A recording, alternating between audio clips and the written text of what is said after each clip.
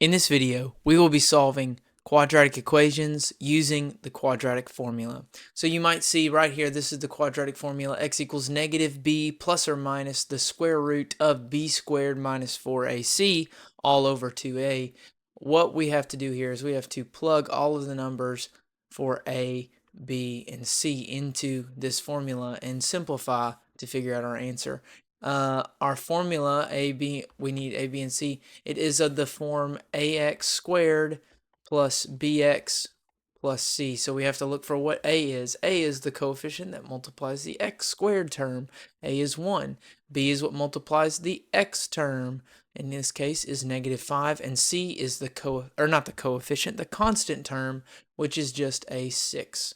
So we can take 1, negative 5, and 6 and plug it into our quadratic formula. So x equals negative b, so negative and times in parentheses negative 5 plus or minus the square root of b squared. Make sure you put this negative in your parentheses, minus 4 times a times c.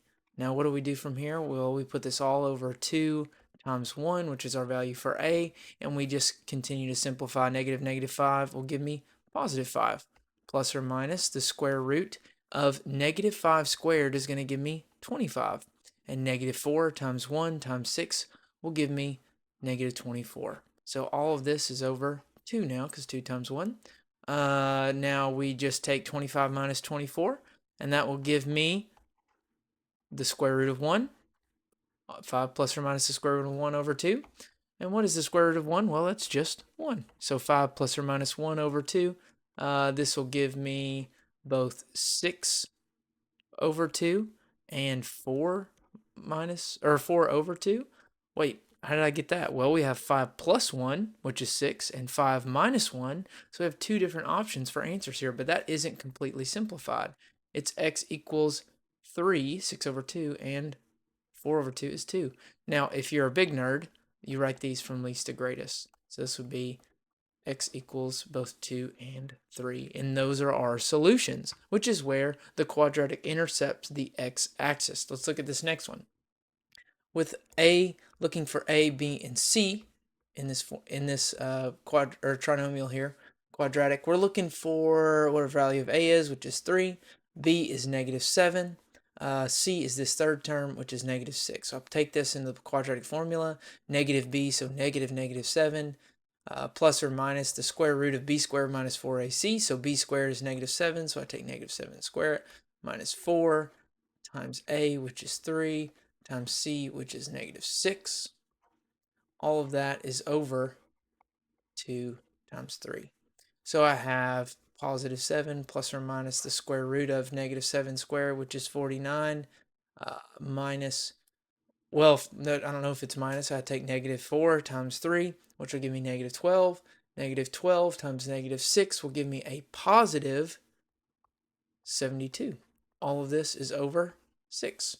And so when I take 49 plus 72, that should be 121, all under a square root. So 7 plus or minus the square root of 121 all over 6. The square root of 121, you should know that is 11. So I have 7 plus 11 over 6. That's 18 over 6. And 7 minus 11. 7 minus 11, that should give me negative 4 over 6. 18 over 6 is 3. Negative 4 over 6 should give me negative 2/3. My answer is x equals negative 2/3, comma 3. Well, with some fancy brackets. You always put the fancy curly braces. Indicates a set of answers. In this next one, we have to take a GCF out. You don't have to do this if you don't remember to. You can still get the right answer, but it'll just be a little tougher.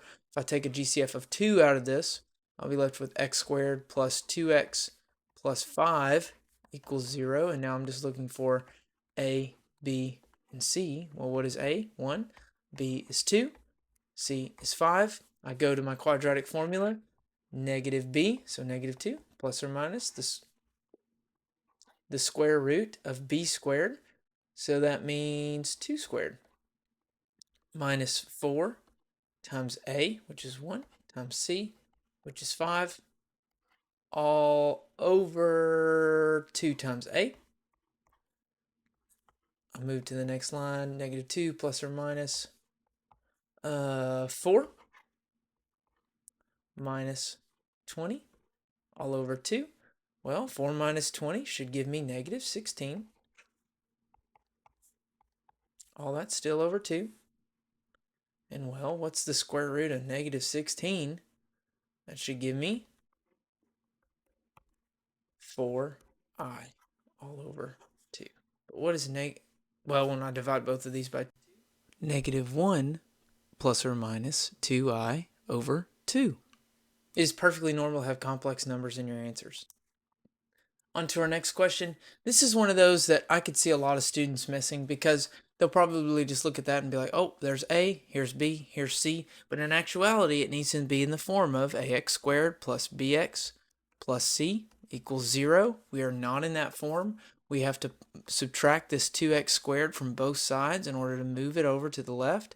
And so I'm left with 2x squared, and I need to switch these two terms right here so that I have the b term second, so that I am in correct form.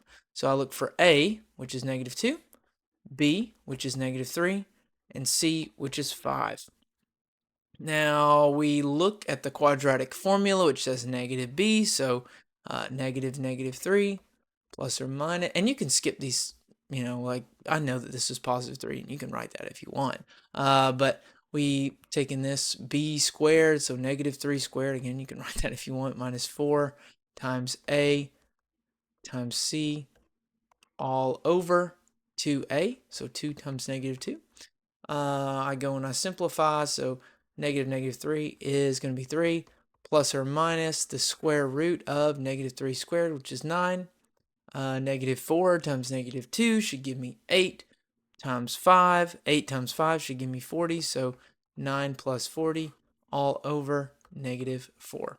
So I'm left with 3 plus or minus 9 times 40, which is the square root of 49, all over negative 4. Square root of 49, hopefully you know that. That is 7 all over negative 4.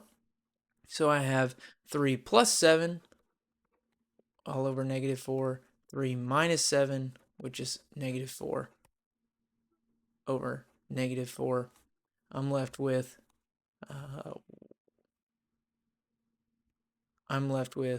negative 4 over 4, negative 4, which is 1, and I can move that negative to the top and divide by 2, so I'm left with negative 5 halves. So my solution set is negative 5 halves 1. We move on to our next question. This should be a harder question.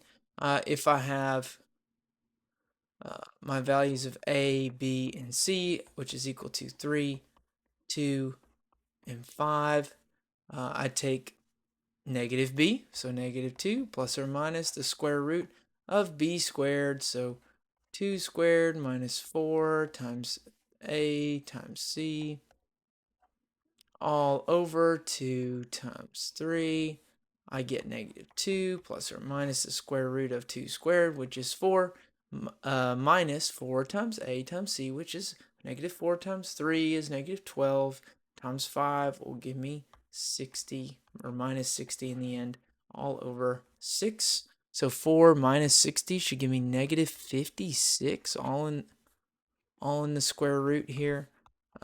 We need negative 56. How do we simplify that? Well, we take negative 56 in the square root. We can split this up. This negative 56 can be split into negative 1, 14, and 4. So our this is the greatest perfect square that multiplies to get 56. So I can take this negative 1, turn it to an I. I can take this square root of 4, turn it to a 2. So I'm left with 2i square root of 14, and that takes place of this negative 56. So I have then negative 2 plus or minus all this, all over 6. I can then simplify this big fraction here, and these are both 2 over 6, so I can make this negative 1 plus or minus, it's technically just a 1i, but I squared of 14 over 3. And that is my final answer. This gets really confusing when you throw in the i's, when you throw in radicals and you try to simplify it like that. So make sure you get plenty of practice on this, and thanks for watching this video.